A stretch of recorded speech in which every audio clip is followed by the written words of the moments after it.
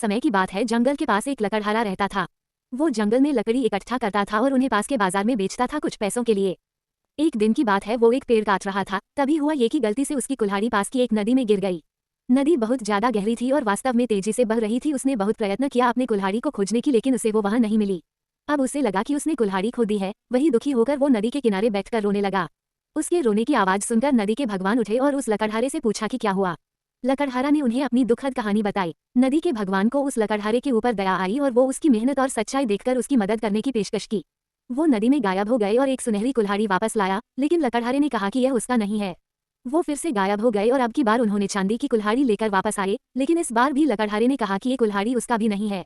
अब नदी के भगवान पानी में फिर से गायब हो गए और अब की बार वो एक लोहे की कुल्हाड़ी के साथ वापस आ गए। लकड़ी का कुल्हाड़ी देखकर लकड़हारा मुस्कुराया और कहा कि यह उसकी कुल्हाड़ी है।